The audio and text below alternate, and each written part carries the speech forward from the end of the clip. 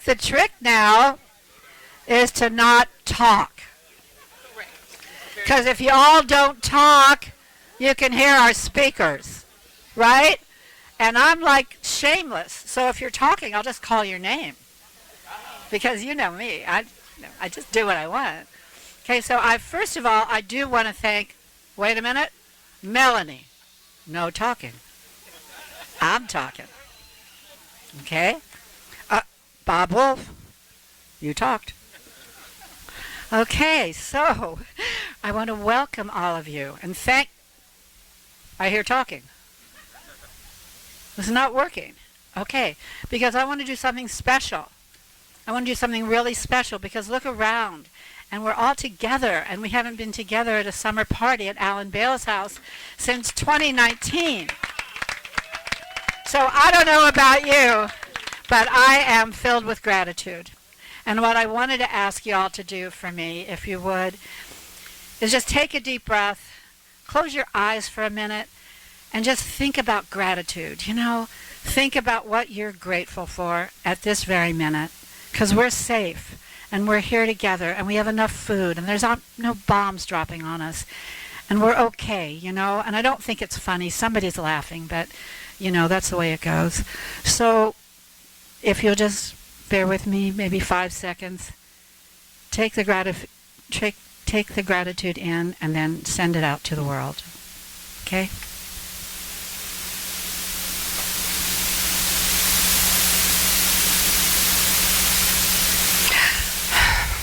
Thank you. I feel good. I hope you all feel good. That really makes me feel good. Okay, thanks. And Alan Bale, thank you so much again for hosting, giving us your house. This will be the last time we're here because the house is being sold. So if any of you want to step up for next year, see Cara.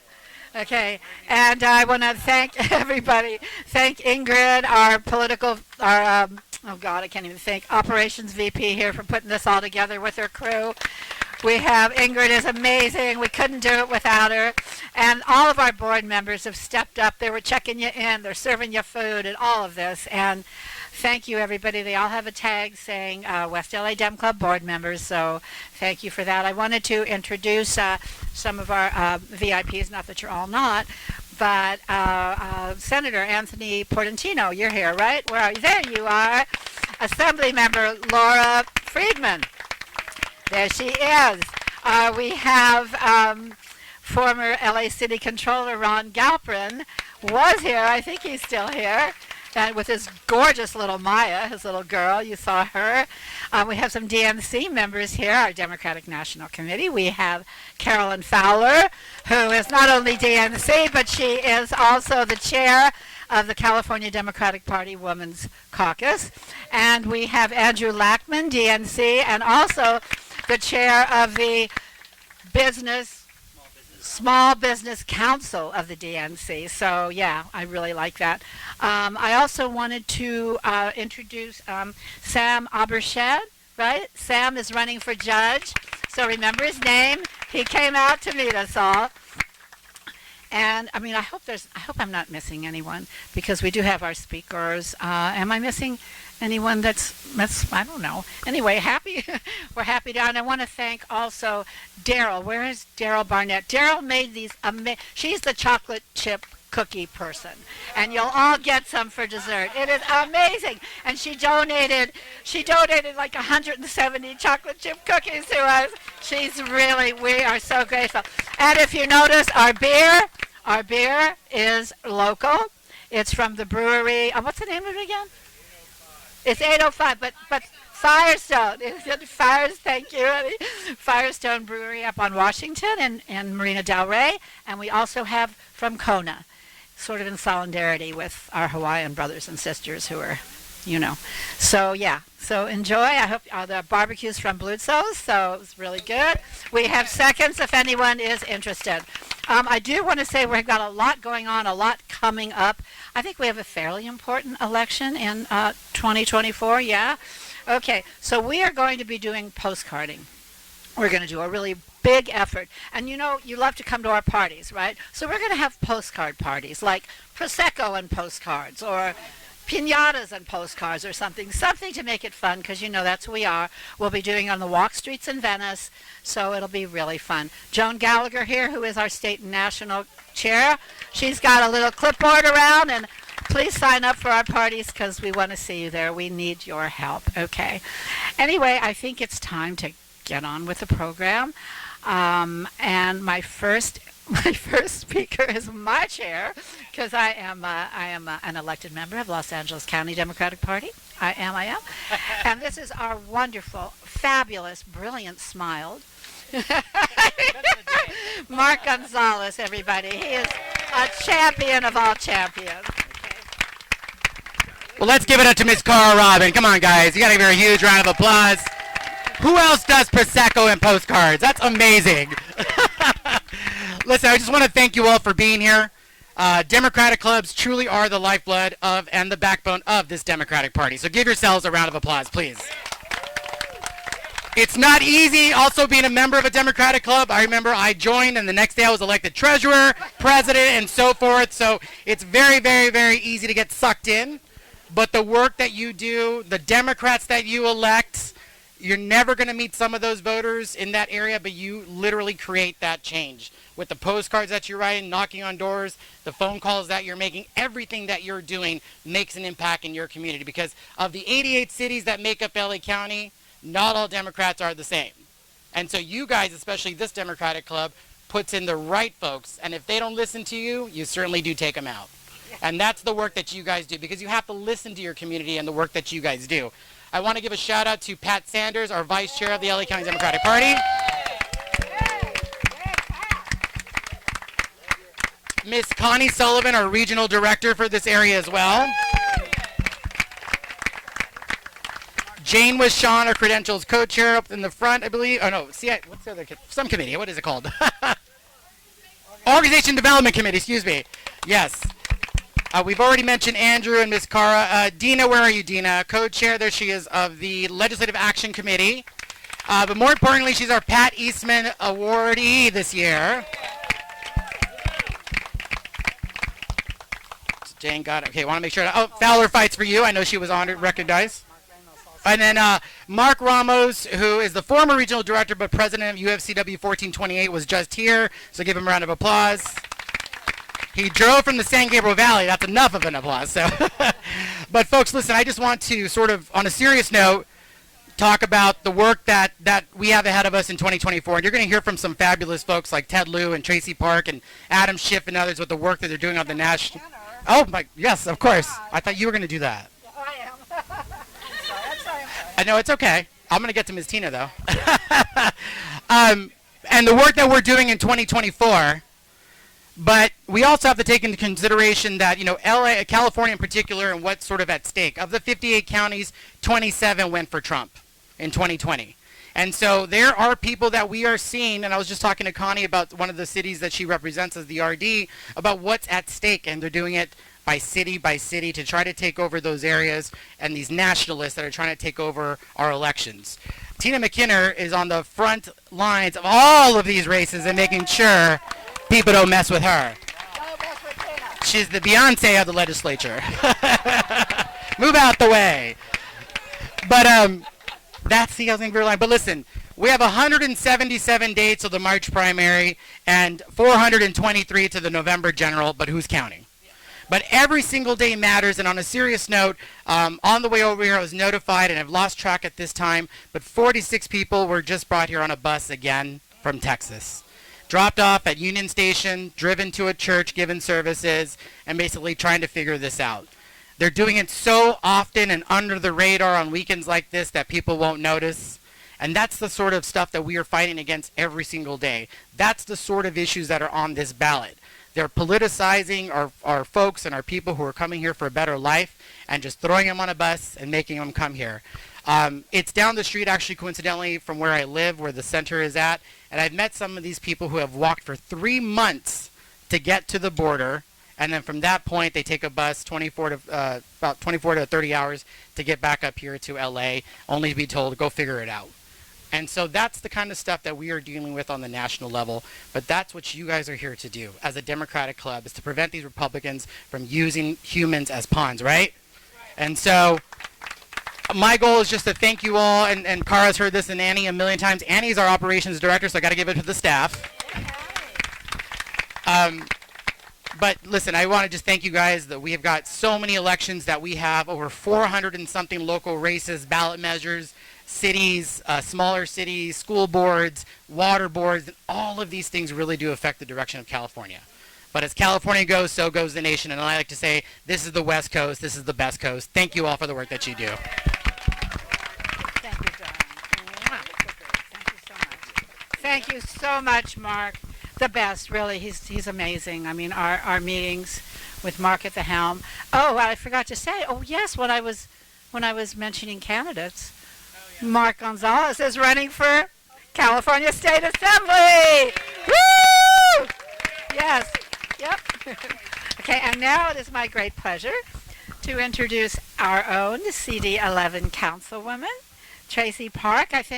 I don't know, Traci, you haven't been out to the club before, yeah? Not in person, none of us have. So it's really nice to meet her.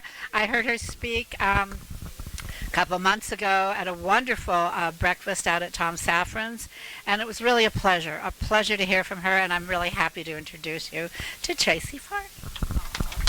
Cara, thank you so much for the invitation to be here and the very warm welcome. And thank you so much to the host and the board for all of their work in putting this event together. You guys have done a tremendous job, and the food is amazing. And Gerald, the cookies. Seriously, if I just get to have a couple when I run into you, it absolutely makes my day. So I think all of you know I was just elected in November. I was sworn in the middle of December, and we went on recess and came back in January and really hit the ground running. I used that time to put together our new CD11 team. I have a couple of folks that I want to introduce you to if you haven't had an opportunity to meet them. My senior advisor, Jacob Berman, is here. He is with me at City Hall as well as in the field, and our field deputy for West LA is Michael Amster. He's here with us as well. You know, when I took office, there are so many issues affecting our communities over the entire city of Los Angeles and here on the west side. I only have a few minutes today, so I'm only going to talk about a few of those things. But if you haven't had an opportunity to sign up for my weekly newsletter, I would encourage everyone to do that. You can go to the CD11 website, which is councildistrict11.lacity.gov. I get it wrong every time, .org.com, .gov. You can sign up for the newsletter there. We send it out once a week on Saturday mornings. It's an update on big pieces of legislation that we're working on at City Hall, as well as information about things going on in the community that I think are important for you to know about. So that's a great way to stay in touch. And if you ever have any questions on policy issues or even local constituent services, please don't hesitate to reach out to my team and I. We are here to help and to serve you. I have the honor and the privilege of representing our city's coastal district, and I know how important protecting our environment is to all of you. I've been very excited to work on a number of environmental issues so far. One of the things that we have done is streamline the permitting process for solar, and we are working on responsible, thoughtful potential conversion of scattergood as a part of our city's sustainable energy platform. And I want to specifically thank the club for their resolution in support of that. We will keep you all updated as that process moves forward.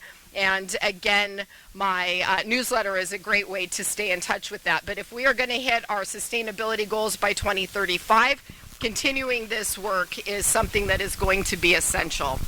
Through my role on council, I was also elected to serve as the vice president of the Santa Monica Bay Restoration Commission. So I am working with the board and other environmental organizations to make sure that we are protecting our beautiful Santa Monica Bay. You know, one of the most heartbreaking things that I have experienced so far in this position is the Domoic algae outbreak that we had over the summer. You probably saw and read that our local dolphin and sea lion population became very sick. Animals were stranding on the beaches, and so my team and I worked very closely with the county. Thank you very much to our county supervisor for her partnership and financial support, as well as Aquarium of the Pacific in Hilda Bay. We were able to set up temporary resting facilities along the coast for animals who needed a safe space to recover. And we also had the opportunity to work with Hilda Bay to release some of those animals back into their ocean habitat. It was really wonderful to get to do that and heartwarming to see them back in their homes. But the entire incident was a very painful reminder of how fragile our ocean is and the wildlife that depends on it. After our most recent storm, the tropical storm Hillary? I think it was Hillary, the hurricane. The amount of garbage that washed up onto our local beaches was unlike anything I have ever seen in the past. My team and I immediately sprang into action to organize some impromptu beach cleanups. We've been working very closely with Hilda Bay, and on September 23rd, we are participating in Hilda Bay's statewide coastal cleanup. You can come join us in Venice at 9:30. And help us clean up there, but you can also organize a cleanup in your own neighborhood.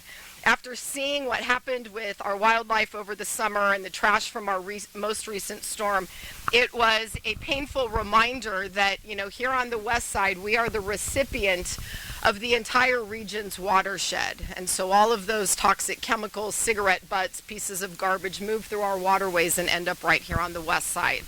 So investment in that clean water infrastructure upstream is something that will continue to be a huge priority for me.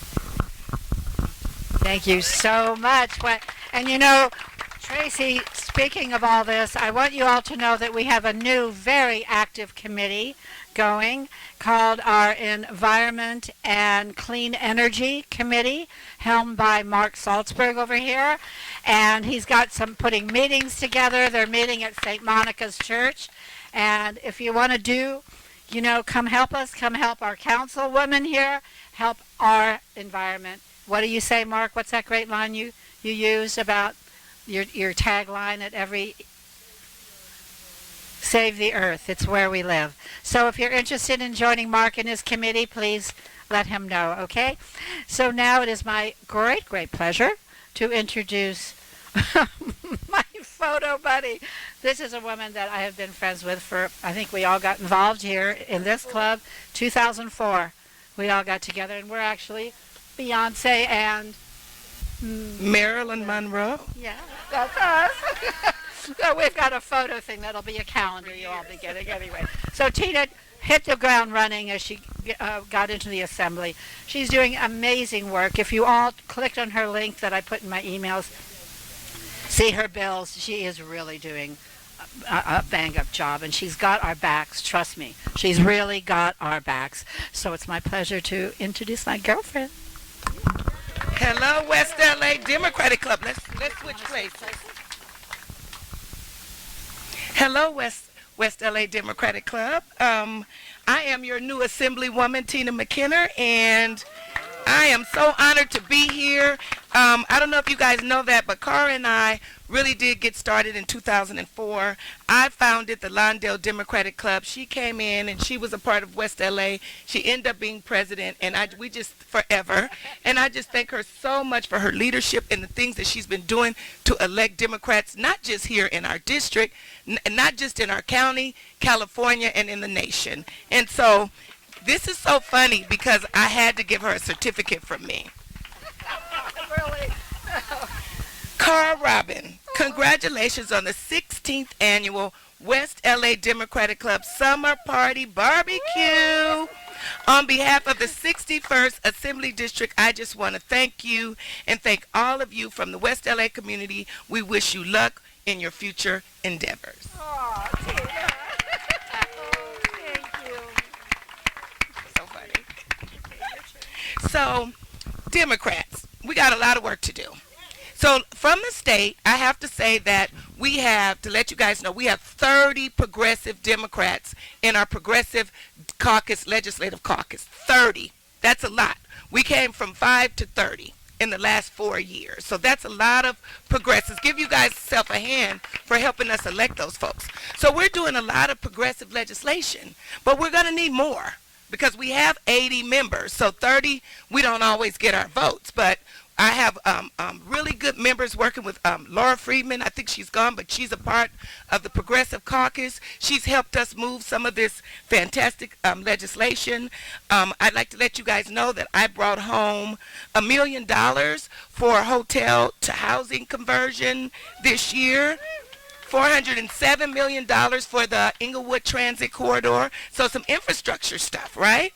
I have a bill, AB 1418. It's safe and inclusive housing.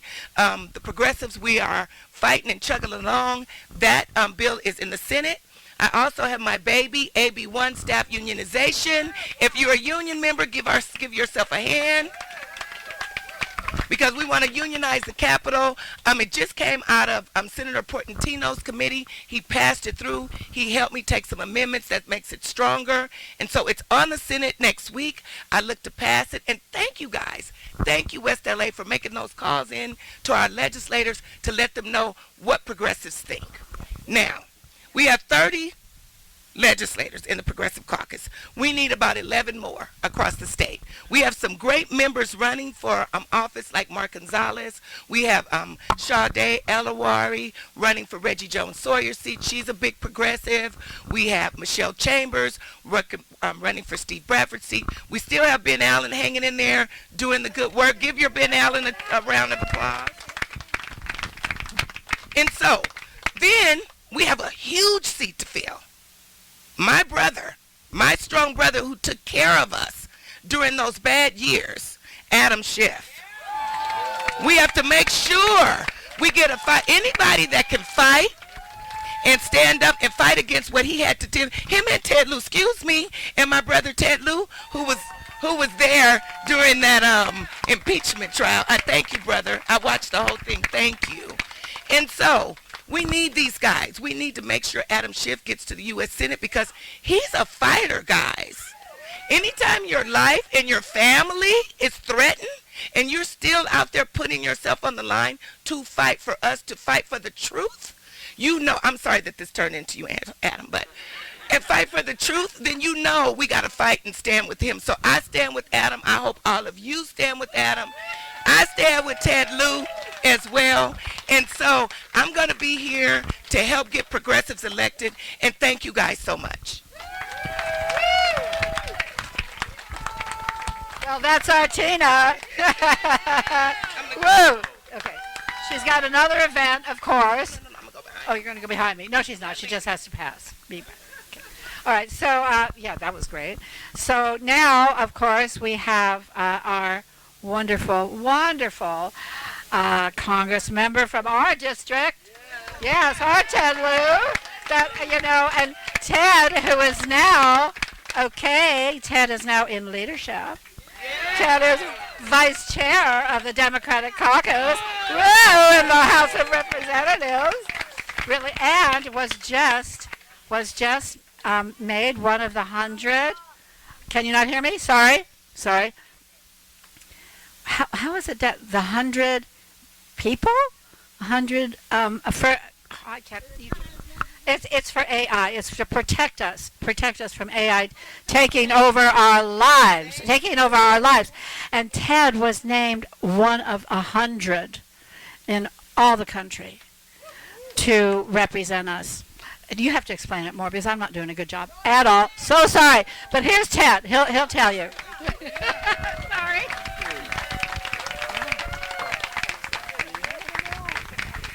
Good afternoon, and thank you, Cara, for your leadership and for everything you do in fighting a good fight. And want to thank Mark Gonzalez, the chair, for your leadership, and our two amazing elected officials here, Tina McKinnor and Traci Park. Thank you for everything you're doing. And by the way, Summer BBQ, I'm glad you mentioned unions. I want to say I was one of the first 8 offices in Congress to unionize. There's now still only just a handful of offices, I think about a dozen or so, that have a congressional union in their office, and I'm very proud that my staff is now a union. So. And I'm so thrilled to be able to be here to introduce Adam Schiff. So I'm going to talk about three things. The first is I'm going to talk a little bit about what Adam and I and other Democrats and Joe Biden have been working on. Then I'm going to talk about flipping the House, and then I'm going to introduce Adam. Oh, yes. Okay. So this week, Time Magazine named me as one of their 100 most influential people in artificial intelligence. All right. So throughout this year, I had this amazing speech about all the incredible things that Joe Biden Democrats did, and they were pretty amazing. From the American Rescue Plan to bipartisan infrastructure law, to Chips and Science Act, to PACT Act, to the Inflation Reduction Act, which, by the way, funded the most climate change projects in world history. But I'm not gonna give you that speech because it's pretty clear the American people are not feeling it. And so if you just look at poll after poll after poll, you have these amazing economic data, right? Amazing growth rate, lowest unemployment for 19 months, under 4% in U.S. history, job creation, record-breaking job creation, and the American people are not feeling it. And so I'm going to give you a different speech. And the reason I'm trying it out on you is you are so awesome that I know that if Adam and I make mistakes, you're still going to support us. And I think we have to start by acknowledging that prices are high, right? Your grocery bill is high. Restaurant prices are high. I remember I was at LAX, so I travel a lot, and I recently brought a bottle of water. It was $6. That is pretty outrageous. And I think we just have to acknowledge there are a lot of people who are having difficulty making ends meet. They are scared. They don't know if prices keep rising, whether they can stay in their home. They don't know if their wages are going to match the amount of increase that they have to pay for basic living expenses, and I think we need to acknowledge that. And I want to start with something that Joe Biden has said for many years, which is he said the American people don't necessarily need government to solve their problems, but they need government to at least understand their problems. And so I think the first thing we all need to do as Democrats is just acknowledge that prices are high, inflation is high, and we are the only party working to bring it under control. So we passed, in the Inflation Reduction Act, a law that capped insulin at $35 for seniors, right? So we are trying to lower costs for folks across our country, and if you put us back in power in the House and flip the House, we're now going to cap it for everyone in America. We also passed a law for the first time to have Medicare negotiate drug prices. It's going to lower drug prices for everyone. And so we're the only party working to try to lower prices for people. We also have passed a number of laws to provide government assistance to people in need. So we passed the child care tax credit, monumental piece of legislation that reduced child poverty by 50% after that program. And unfortunately, we couldn't extend it because of the filibuster.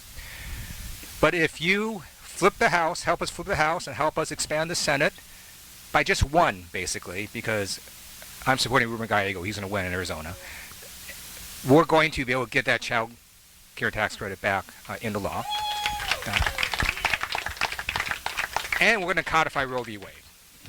So we're the only party out here that is trying to protect basic rights, trying to lower costs, and try and make sure we have America that people can live in, afford in, and have their rights respected.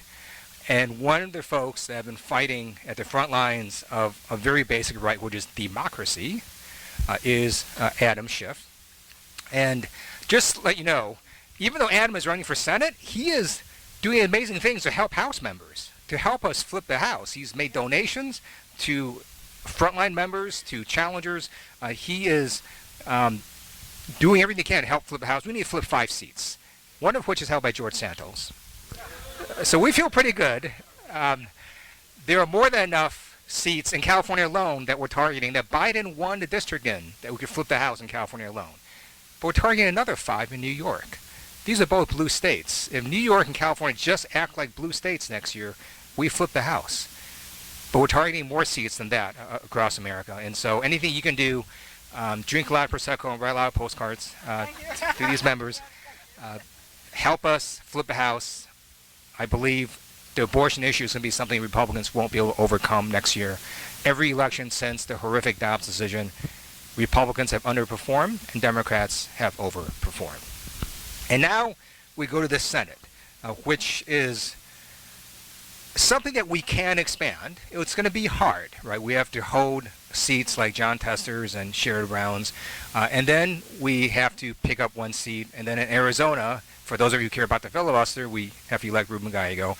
And in our home state now, we have Adam Schiff running for U.S. Senate, and I'm so proud to endorse Adam and have endorsed him for this seat.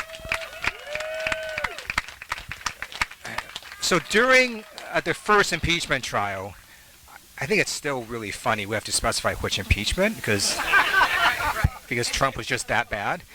But in the first impeachment trial, if you remember, it was a number of committees working together with the Intel committee that Adam chaired to go forward. And I was on the Foreign Affairs Committee, was one of the committees involved. And we would have these closed-door interviews of witnesses.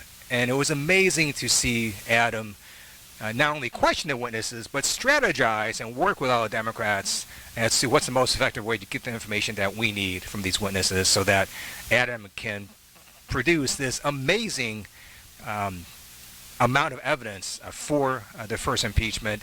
If you see the speeches Adam gave, history will record that he was right. And our schools will teach his speeches in terms of defending democracy.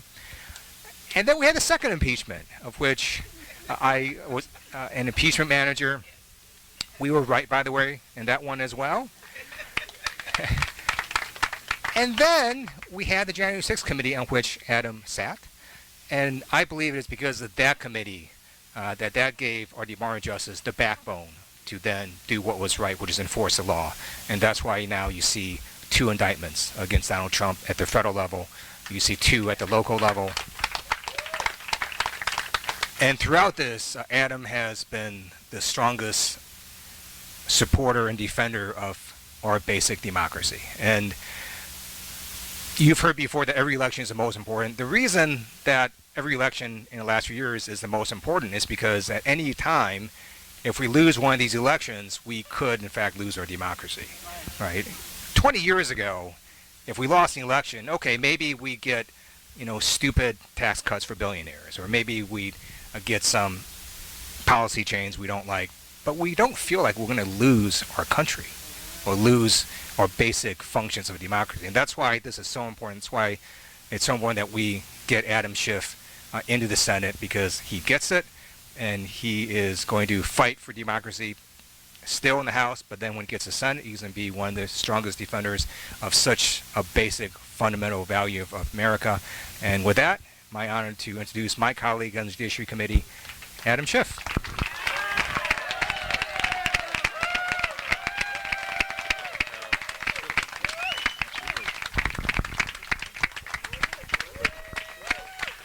Let's hear it for Ted Lieu.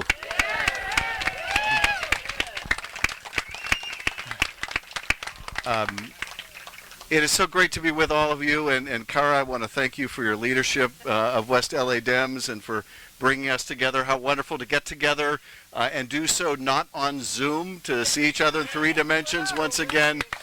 But Cara, I want to thank you and all of the West LA Dems for your incredible work, for your activism, for never giving up, for remaining engaged, for all the calls and text messages, the emails, for helping us save our democracy during this extraordinarily difficult time.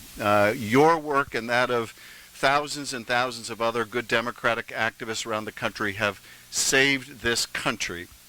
Now, we're not out of the woods yet, so we have a lot of hard work still ahead of us, but I want to begin by thanking you.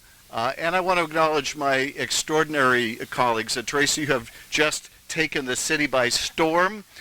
We are so grateful for how omnipresent you are and how just wonderfully proactive an environmental champion you are, and how much you're getting done. And I want to say, and I didn't realize that you were the Marilyn Monroe of the couple up here, but because one of the things Traci just did is save Marilyn Monroe's house from demolition. So thank you. And isn't Tina incredible? I talk about taking a legislative body by storm. The way you have immediately become such a force for good in the legislature, bringing back resources for housing, championing, putting people in housing, good, secure housing, bringing back money for infrastructure. You're doing so much for Los Angeles and for the entire state, and I'm so grateful to you also, both Traci and Tina, for your support. But what a privilege to work with you. And Ted Lieu, Ted and Eric Swalwell and I sit together on the Judiciary Committee. We're the murderer's row as far as the Republicans are concerned.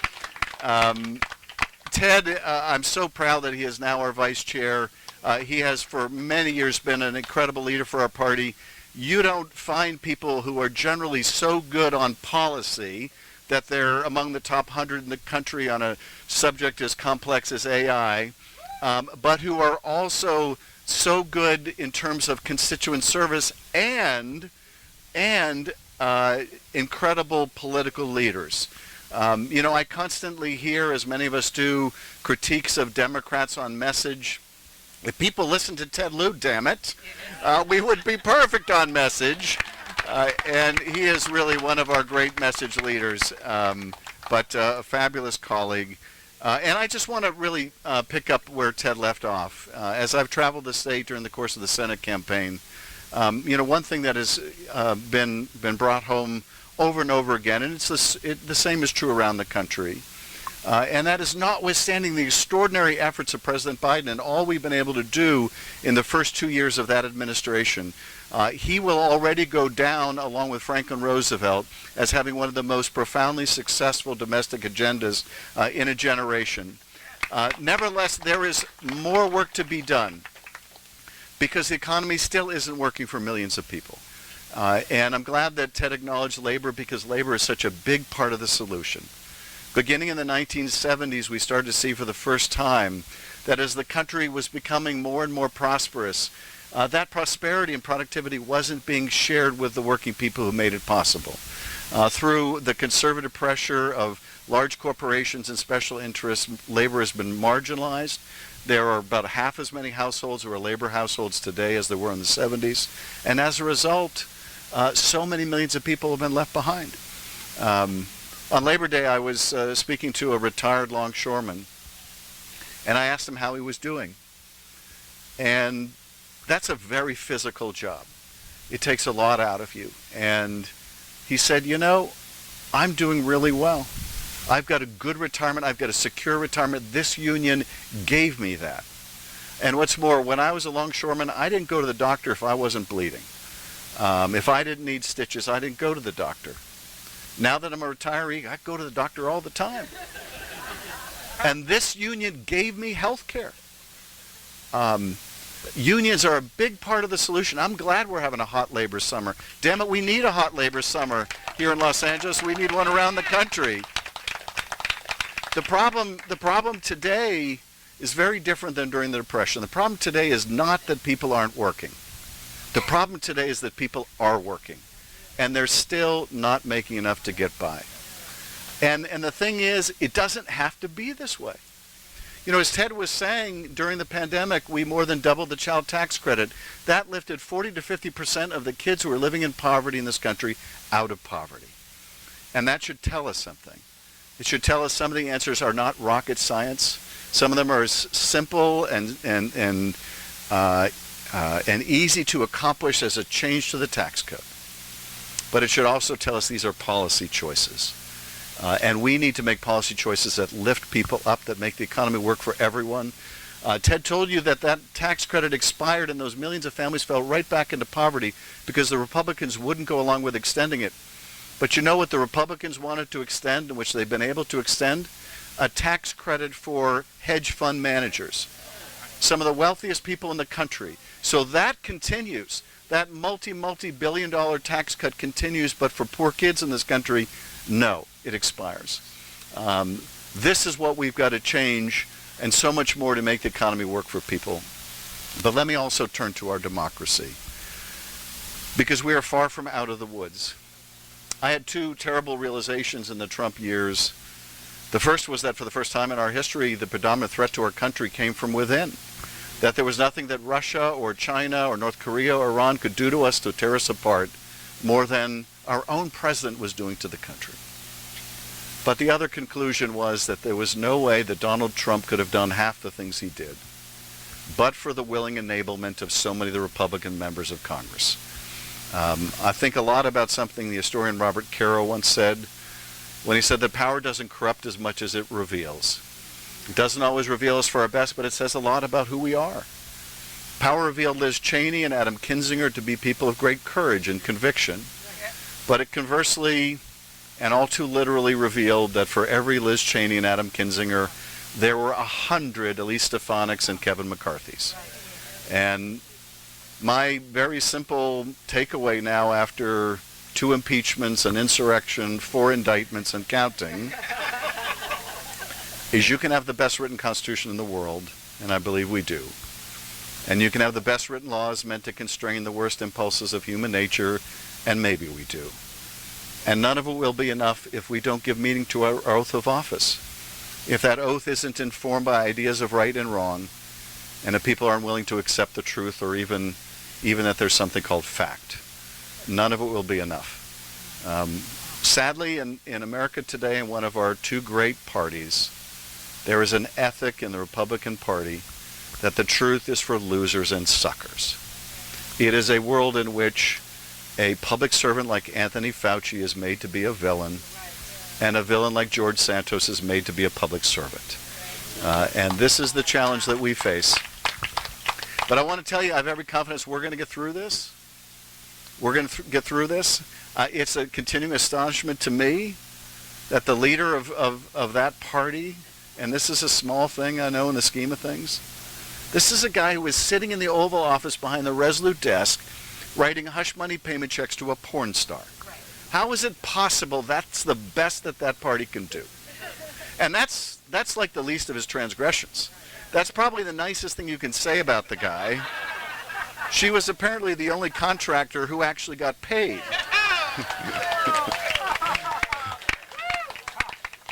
But we have a important responsibility, more than that, a vital obligation next year to help the country turn the corner. And I say that because the Republican leadership has made it abundantly clear they're not going to move on from Donald Trump because he's a liar. They're fine with that.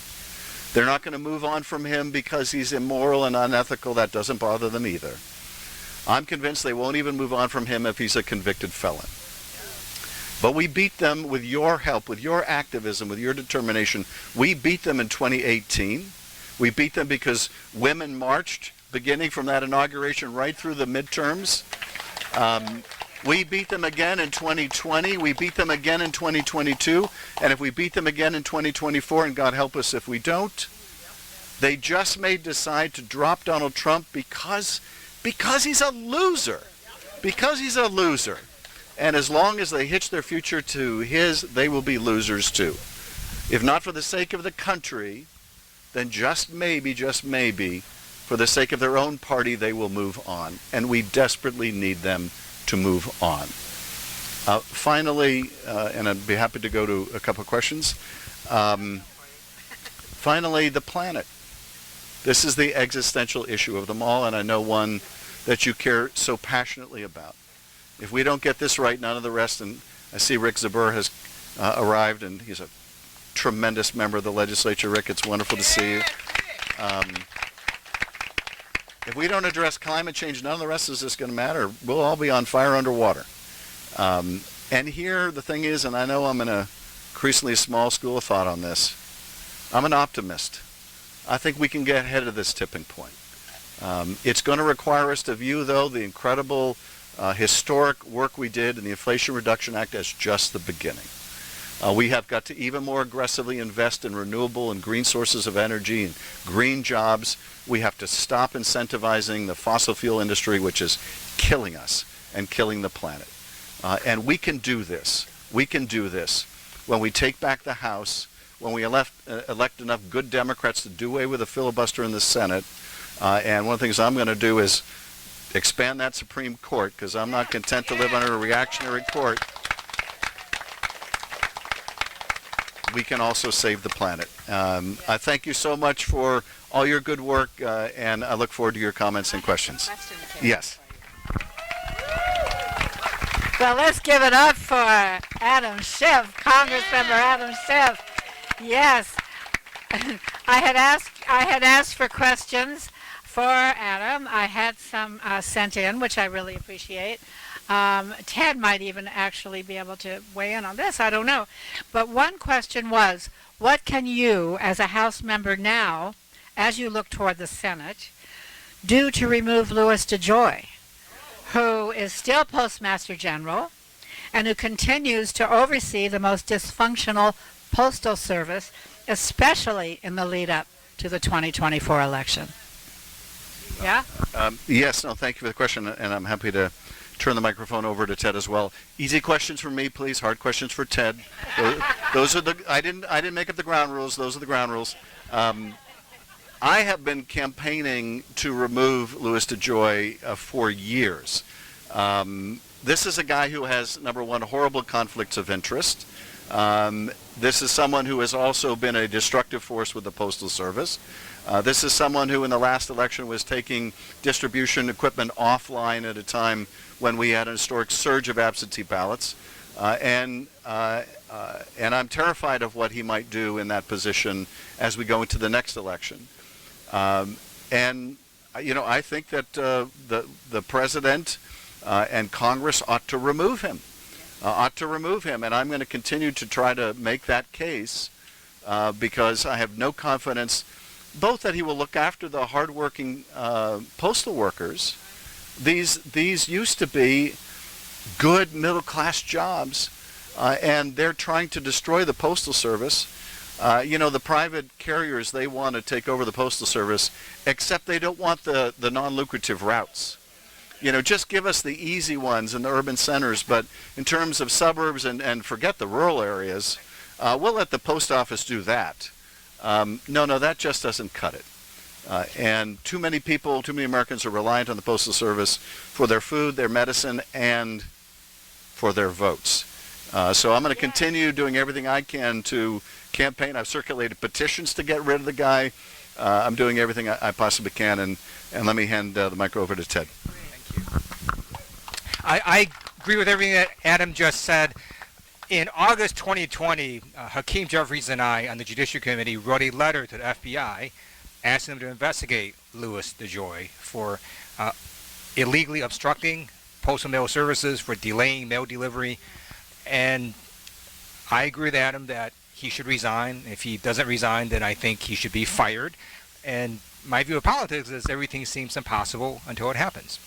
So just keep pushing and pushing, and you never know when something good might happen.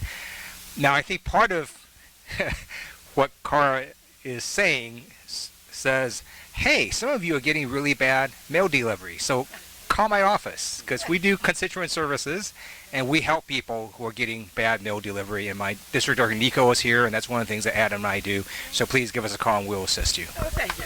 Okay. Thank you, Ted. Okay, a couple more questions here before, if you have, I know you want to hang for a minute, but here's an interesting question. What do you think are unique top issues facing Northern California versus Central California versus Southern California? Yes, and what would be your approach to address these differences? That's one of the easy questions.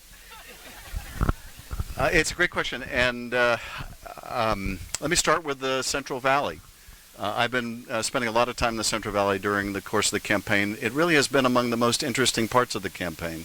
I thought when I first went to the Central Valley as a candidate that I would be thoroughly indoctrinated on the competition between the cities and the farms for water, and you know, certainly I got some of that.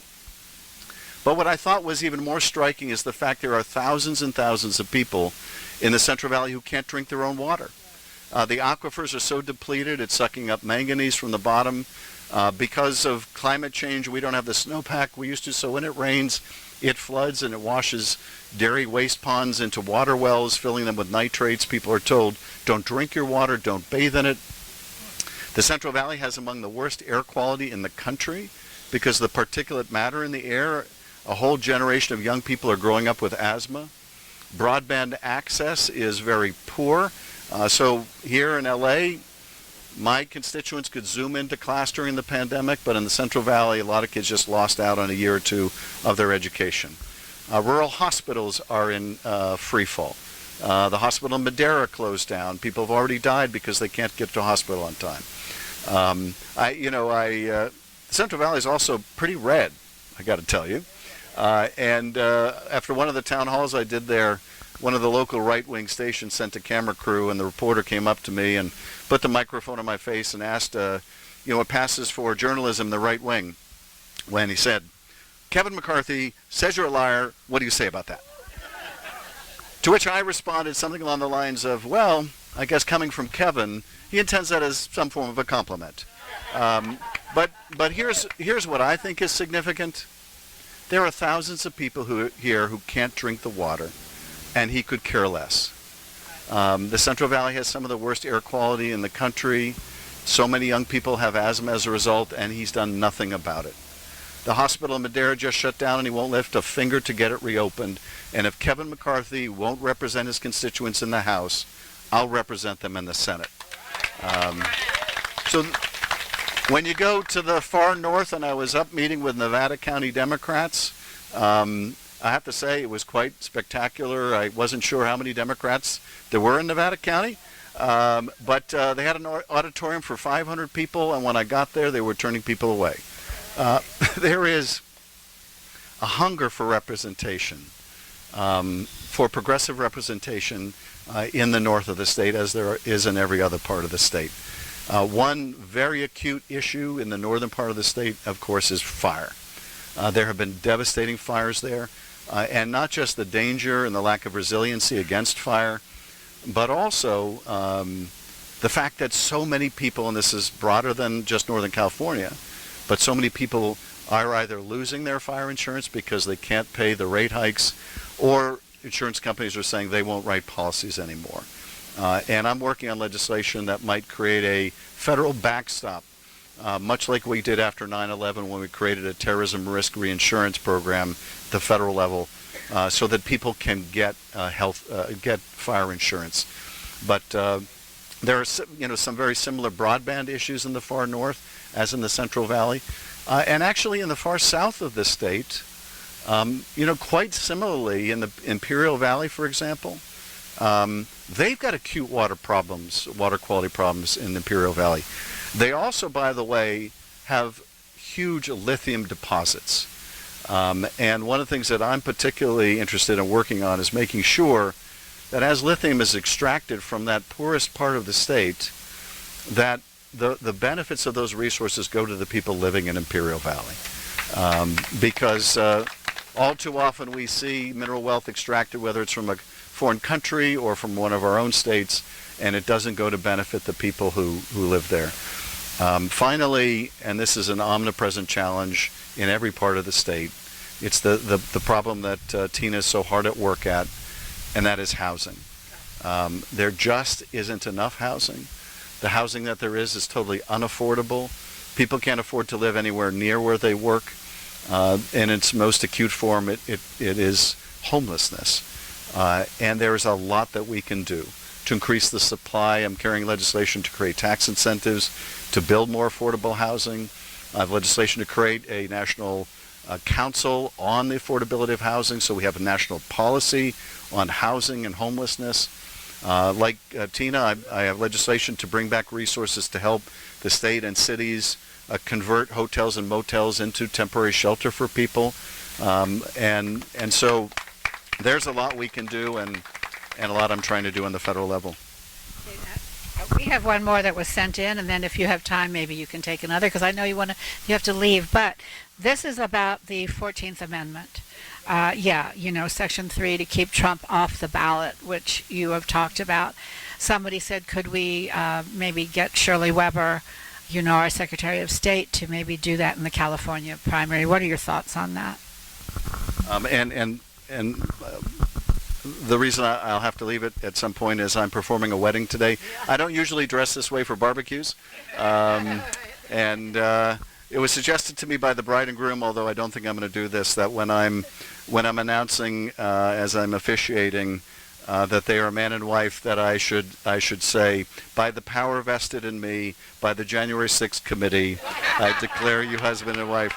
And much as I would love to, I don't think I'm going to go there. But let me talk about the 14th Amendment. Section 3 of the 14th Amendment provides essentially that if you take an oath of office and then you betray that oath by engaging in insurrection or rebellion against the Constitution, then you are disqualified from holding office again. Now, that seems a pretty perfect description of a certain former president. And the question is, well, how does that get enforced? Who enforces that? And this was something we looked into on the January 6th committee. There are a number of ways it can be enforced. One way is the one, Cara, that you mentioned, which is a Secretary of State like Shirley Weber or others around the country could decide, I'm not placing his name on the ballot because he's not qualified. A disqualification is, very much like if you're not old enough to be president, your name doesn't get put on the ballot if you're 19 years old because you don't meet the age requirement. It doesn't have to be adjudicated like a criminal trial because there's no deprivation of liberty. If you're disqualified from holding office, doesn't mean you go to jail, although he may go to jail. So he could be disqualified because the Secretary of State doesn't put him on the ballot.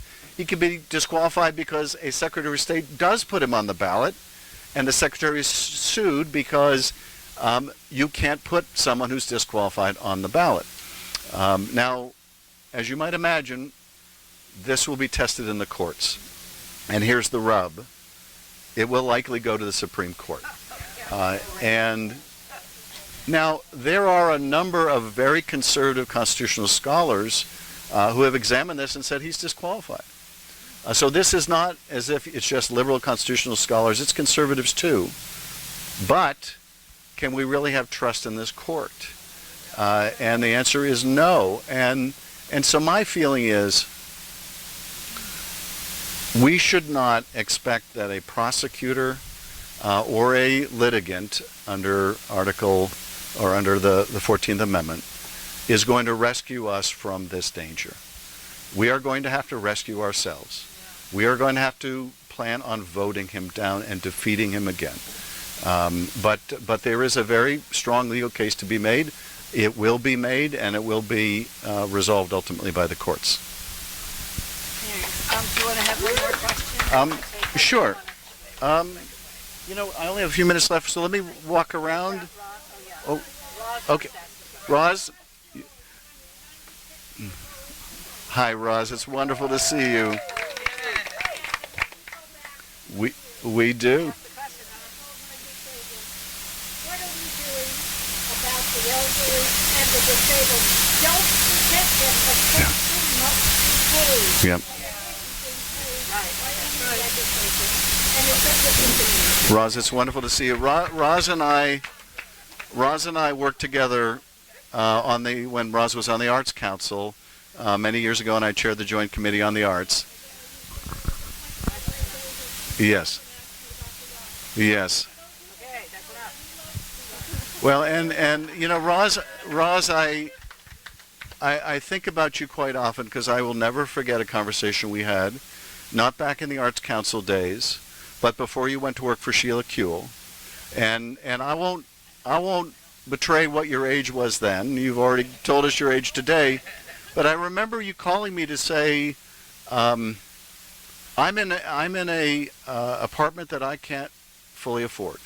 I'm having trouble paying for food and health care and everything else, and I'm looking for a job. And thankfully you got a wonderful job with Sheila Kuehl, and you were a wonderful representative for Sheila Kuehl. But I remember thinking to myself that at the age you were when you called me and it doesn't seem like it was that long ago. You shouldn't have to work. You shouldn't have to work. Now, maybe you choose to work, but you shouldn't have to work. You should be able to retire comfortably in dignity. You should have access to the health care that you need and you have earned from working your entire life. And I will never forget that. Now, my father's 95,